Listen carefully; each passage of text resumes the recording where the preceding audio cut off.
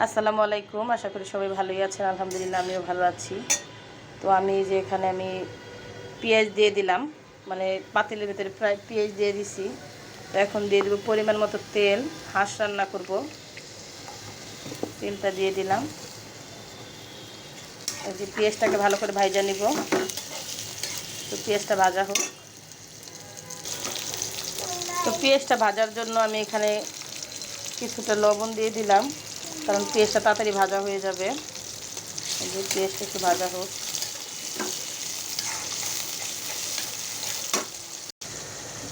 তো এখানে পেঁয়াজটা ভাজা হয়েছে। আর এই যে এখানে আমি নিয়ে নিয়েছি দারচিনি, এলাচি, লবঙ্গ, গোলমরিচ, হলুদের গুঁড়া, মরিচের গুঁড়া, দারচিনি, এলাচির গুঁড়া।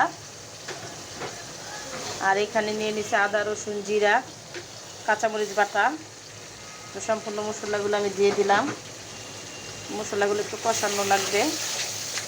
মশলাগুলো একটু কষানো হোক। যেহেতু মশলাগুলো একটু কষানো লাগবে, তো অল্প কিছু পানি দিয়ে দিলাম। মশলাটা একটু ভালো করে কষায় নিতে হবে, কারণ হাঁসের মাংস তো ভালো করে না কষালে কেমন জানি গন্ধ আসবে আর কি। তো মশলাটা আমার সম্পূর্ণ কষানো হয়ে গেছে। এই যে এরকম তেল তেল উঠে গেছে, তার মানে মশলাটা কষানো হয়ে গেছে। এখন আমি হাঁসের মাংসটা দিয়ে দিব। হাঁসের মাংসটা আগে থেকে আমি ধুয়ে এই যে ঝরায় রাখছিলাম, এখন দিয়ে দিচ্ছি। আমার এই সম্পূর্ণ মাংসটা দেওয়া শেষ। এখন আমি এটাকে মশলার সাথে মিলাই নিব কষানোর জন্য আর কি। এই যে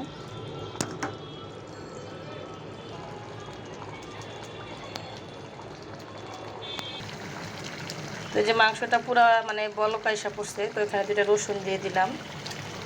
আমার মেয়ে রসুন খাইতে অনেক পছন্দ করে, এই জন্য রসুন 2টা দিয়ে দিলাম। এই যে এখন একটু কমবে, কষাইতেছি যেহেতু। দেখে কালারটা কিন্তু অনেক সুন্দর আসছে। আমি আমার নিজেরটাই বলি, কারণ আমার কাছে নিজেরটাই ভালো লাগে। এই জন্য কে কেমন করে রান্না করেন অবশ্যই আমাকে কমেন্টস করে জানাবেন। আমি তো এরকম করেই রান্না করি। এই যে অনেক সুন্দর কিন্তু কালার আসছে কষানোতেই। তো এই যে আমার তরকারিটা হয়ে গেছে। এই যে তো আপনাদের যদি আমার ভিডিওটা ভালো লাগে, অবশ্যই আমার ফেসবুক পেজে একটা ফলো দিবেন, আমার ইউটিউব চ্যানেলে একটা সাবস্ক্রাইব করবেন। আর যদি কোনো ভুল ত্রুটি থাকে, এটা অবশ্যই আমাকে একটু কমেন্টস করে জানাবেন। তো আমি আপনাদের এটা চেষ্টা করব সংশোধন করার জন্য, কারণ সবাই তো আর সব কিছু মারপেটে থেকে শিখা আসে না।